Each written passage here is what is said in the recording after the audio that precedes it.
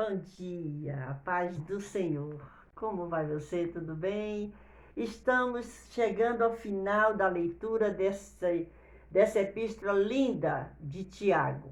Nós estamos hoje no capítulo de número 5, que finaliza esse livro dessa semana que foi tão proveitosa, tão abençoada para a minha vida e eu creio que foi para a sua também. A minha oração nesta manhã é que Deus continue te abençoando, te protegendo, realizando os teus sonhos, dando respostas, abençoando você e a sua família, os seus projetos, o seu trabalho. E nós vamos hoje ler Tiago capítulo 5, que ele tem um título aqui que diz assim: Condenação dos ricos opressores. Tenha calma. Vamos ler então. Eia, pois, agora, vós ricos, chorai e pranteai por vossas misérias que sobre vós hão de vir. As vossas riquezas estão apodrecidas, e as vossas vestes estão comidas de traça. O vosso ouro e a vossa prata se enferrujaram, e a sua ferrugem dará testemunho contra vós, e comerá como fogo a vossa carne. Entesourastes para os últimos dias. Eis que o salário dos trabalhadores que ceifaram as vossas terras e que por vós foi diminuído clama. E os clamores dos que ceifaram entraram nos ouvidos do Senhor dos Exércitos. Deliciosamente viveste sobre a terra, e vos deleitastes e cevastes o vosso coração como num dia de matança. Condenaste e mataste o justo, ele não vos resistiu. Sede, pois, irmãos, pacientes até a vinda do Senhor. Eis que o lavrador espera o precioso fruto da terra, aguardando-o com paciência até que receba a chuva temporã e serôdia. Sede vós também pacientes, fortalecei o vosso coração, porque já a vinda do Senhor está próxima. Irmãos, não vos queixeis uns com os outros, para que não sejais condenados. Eis que o juiz está à porta. Meus irmãos, tomai por exemplo de aflição e paciência os profetas que falaram em nome do Senhor. Eis que temos por bem-aventurados os que sofreram. Ouvistes qual foi a paciência de Jó, e vistes o fim que o Senhor lhe deu, porque o Senhor é muito misericordioso e piedoso. Mas, sobretudo, meus irmãos, não jureis nem pelo céu, nem pela terra, nem façais qualquer outro juramento, mas que a vossa palavra seja sim, sim e não, não, para que não caiais em condenação. Vamos seguindo. Vamos seguindo. Está alguém entre vós aflito? Ore. Está alguém contente? Cante louvores. Está alguém entre vós doente? Chame os presbíteros da igreja e orem sobre ele, ungindo-o com azeite em nome do Senhor. E a oração da fé salvará o doente, e o Senhor o levantará. E se houver cometido pecados, ser-lhe-ão perdoados. Confessai as vossas culpas uns aos outros e orai uns pelos outros, para que sareis. A oração feita por um justo pode muito em seus efeitos. Elias era um homem sujeito às mesmas paixões que nós e, orando, pediu que não chovesse. E por 3 anos e 6 meses não choveu sobre a terra. E orou outra vez, e o céu deu chuva, e a terra produziu o seu fruto. Irmãos, se alguém de entre vós se tem desviado da verdade e alguém o converter, saiba que aquele que fizer converter do erro do seu caminho um pecador, salvará da morte uma alma e cobrirá uma multidão de pecados. Olhe só o que temos aqui no final dessa epístola de Tiago. Essa carta que ele escreve, como diz no primeiro versículo do primeiro capítulo. Tiago, servo de Deus e do Senhor Jesus Cristo, as 12 tribos que andam dispersas. Saúde. É uma carta maravilhosa. E nós chegamos no final desse capítulo de número 5. E nós encontramos preciosidades aqui. Olha o que diz o versículo 2 e 3. Ele vem falando que os tesouros do mundo apodrecerão e serão comidos pelas traças. E que o bom é armazenar tesouros no céu, aonde a traça não corrói, não é? Olha que coisa linda. E aí a gente pode ir ver a respeito disso no Evangelho de Mateus, no capítulo de número 6, o versículo 9, diz assim, ó. Eu vou ler para você, mas você pode ler aí também, tá bom? Diz assim: portanto, vós orareis assim. Olha só. Pai nosso que está nos céus, santificado seja o teu nome.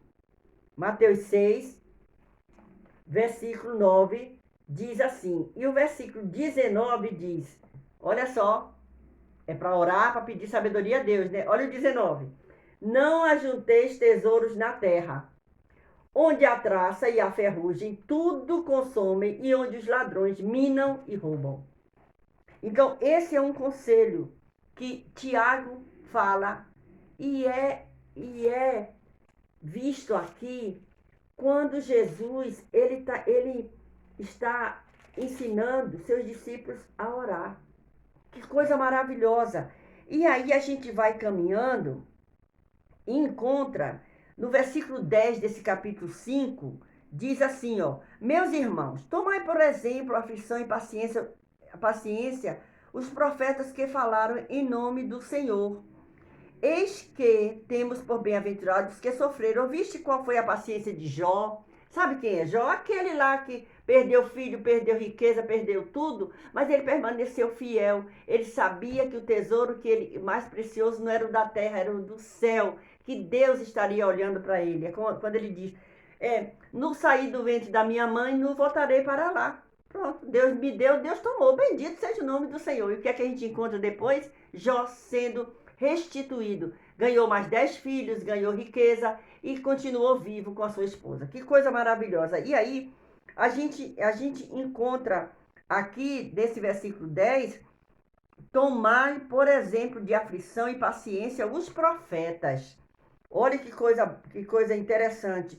Mateus 5, versículo 12. Vamos ver o que diz lá. Versículo 12 do capítulo 5 de Mateus. Diz assim: exultai e alegrai-vos, porque é grande o vosso galardão nos céus, porque assim perseguiram os profetas que foram antes de vós. Aqui, Jesus está mostrando, ensinando para os seus discípulos e ao povo no Sermão da Montanha. E a gente encontra aqui o nosso irmão Tiago, falando a respeito disso.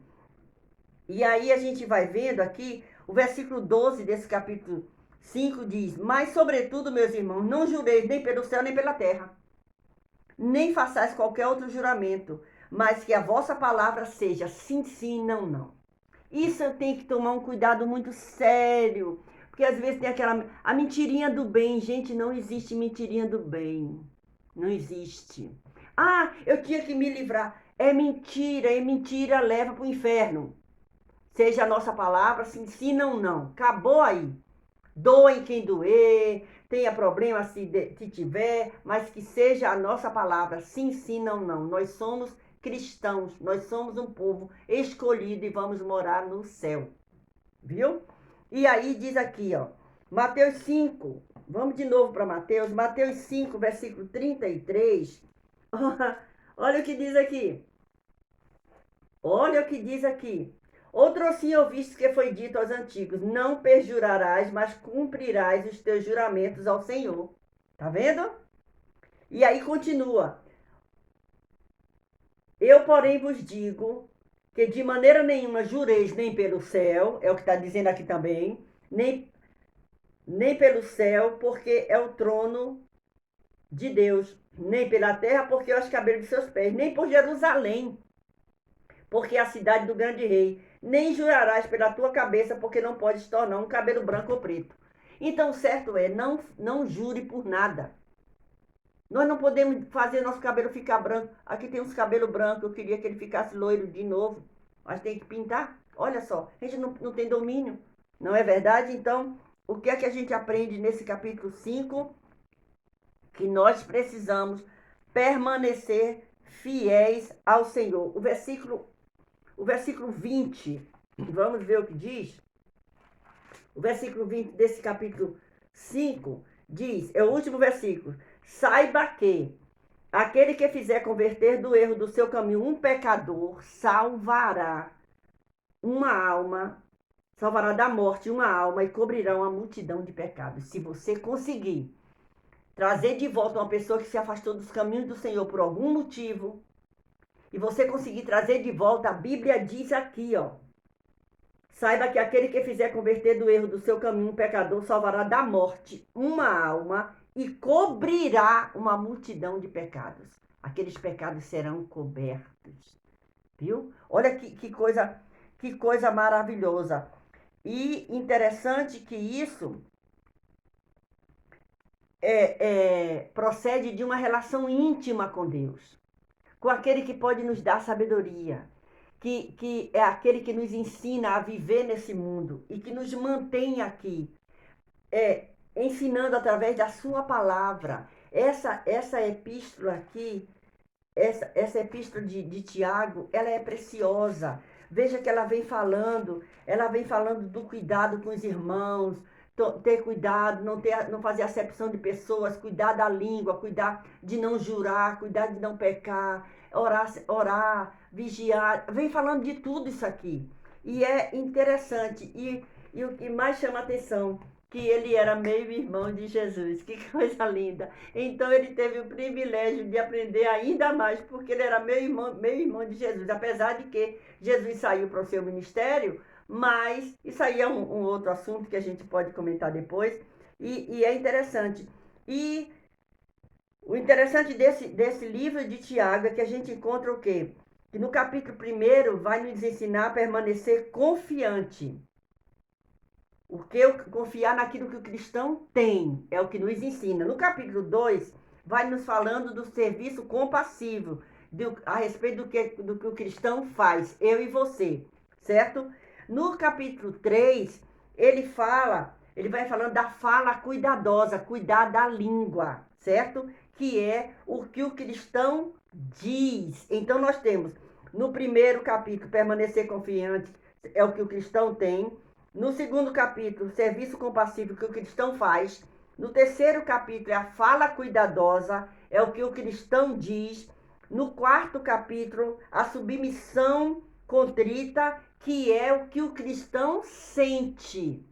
E no quinto e último capítulo, que nós estamos terminando agora, fala do interesse em compartilhar o que o cristão dá de si mesmo. Eu só posso dar o que eu tenho, certo? Então, olhe que estudo maravilhoso, que ensinamento maravilhoso. Leia esse livro, Tiago. Outra vez, leia. Ele é pequenininho. Foi muito bom ter você aqui e lermos junto essa epístola de Tiago. Epístola Universal de Tiago, que tinha o propósito desse livro, era expor as práticas hipócritas e ensinar o correto comportamento cristão. Então, nós não precisamos ir para muito longe, não. Nós ficamos aqui mesmo estudando a palavra de Deus.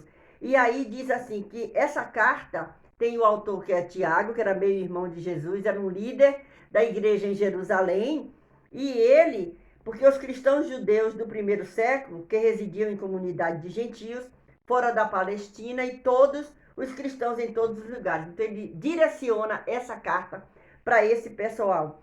Essa carta foi escrita provavelmente no ano de 49 depois de Cristo, certo?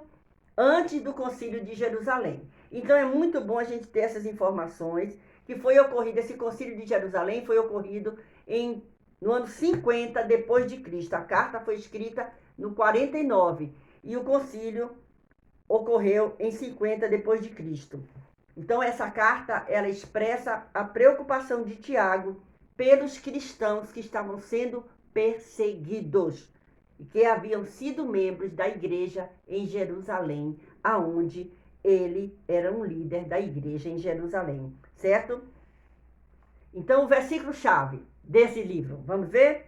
Está no capítulo 2, o versículo 18, que diz assim: mas dirá alguém, tu tens a fé e eu tenho as obras. Mostra-me a tua fé sem as tuas obras e eu te mostrarei a minha fé pelas minhas obras.